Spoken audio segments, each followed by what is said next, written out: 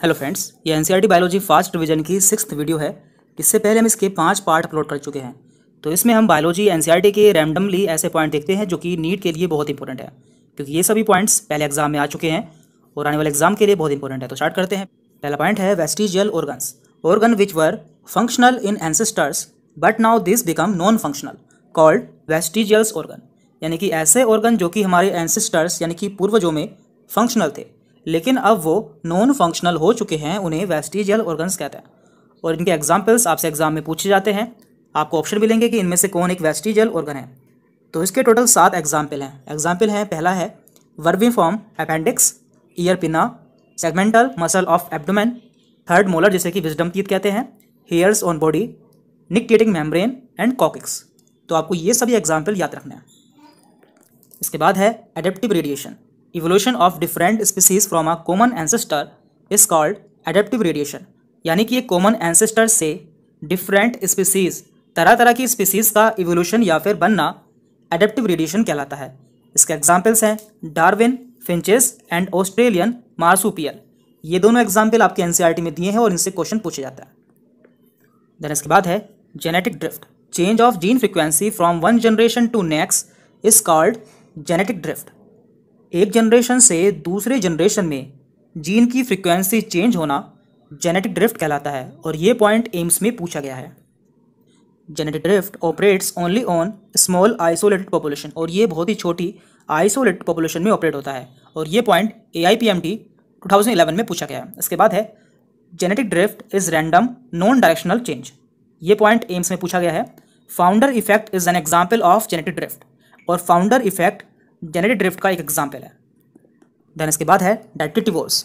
ये आपके एनसीईआरटी के पेज नंबर 243 पे दिया हुआ है। इसका मीनिंग होता है break down detritus into smaller particles.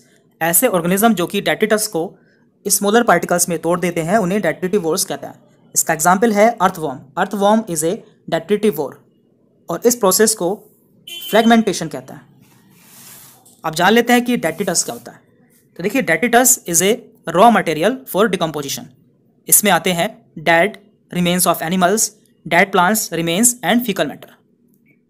Then इसके बाद है ग्लाइकोलाइसिस, जो कि आपके एनसीईआरटी के पेज नंबर 228 पे दिया हुआ है। इसमें एक ग्लूकोज से 2 पायरुबिक एसिड बनते हैं, या फिर एक ग्लूकोज का ब्रेकडाउन 2 पायरुबिक एसिड में होता है। इनमें से ग्लूकोज में 6 कार्बन होते हैं जबकि पायरुबिक एसिड में 3 कार्बन होते हैं। Glycolysis occurs in the cytoplasm of the cell and is present in all living organism. Glycolysis cell के साइटोप्लाज्म में होता है और ये सभी लिविंग ऑर्गेनिज्म में पाया जाता है। तो देखिए, इसके 2 स्टेप में ATP यूटिलाइज होती है जबकि इसके 2 स्टेप में ATP सिंथेसाइज होती है। तो आपको पता होना चाहिए कि कहाँ पे ATP यूटिलाइज होगी और कहाँ पे बनेगी। तो पहले हम देखते हैं कि ATP is utilise at 2 step. Number 1, first in the conversion of glucose into glucose 6 phosphate. यानी कि जब ग्लूकोज से ग्लूकोज 6 फॉस्फेट का कन्वर्जन होता है तो उस समय एक ATP यूटिलाइज होती है। Number 2, fructose 6 phosphate into fructose 1,6 bisphosphate. तो जब फ्रक्टोज 6 फॉस्फेट से फ्रक्टोज 1,6 बिसफॉस्फेट में कन्वर्जन होता है तो उस समय भी एक ATP यूटिलाइज होती है। तो अब बात करते हैं कि ATP कहाँ कहाँ बनती है। ATP is synthesise at 2 step. Number 1, BPGA into 3 phosphoglyceric acid PGA, and number 2, PEP into pyruvic acid. तो इन दोनों स्टेप में ATP बनती है। तो आपसे पूछा जाता है कि net gain of ATP in glycolysis, यानी कि ग्लाइकोलाइसिस में टोटल कितनी ATP गेन होती है। तो देखिए, यहाँ पे 4 ATP डायरेक्टली फॉर्म होती है एंड 2 NADH2 डायरेक्टली फॉर्म होता है। तो आप जानते हैं एक NADH2 से 3 ATP मिलती हैं। तो यहाँ पे टोटल 6 ATP मिलेंगी क्योंकि यहाँ पे 2 NADH2 के मॉलिक्यूल्स हैं और यहाँ पे 2 ATP यूटिलाइज हुई है। तो इसलिए 4 में से 2 माइनस इज इक्वल टू 2, तो 2 + 6 इज इक्वल टू 8। तो ग्लाइकोलाइसिस में हमें टोटल 8 ATP मिलती है। देन इसके बाद है एनसीईआरटी के पेज नंबर 242 पे rate of function of pond ecosystem is regulated by. तो देखिए, पॉन्ड इकोसिस्टम के रेट ऑफ फंक्शन को 4 फैक्टर्स रेगुलेट करते हैं। तो वो कौन कौन से हैं?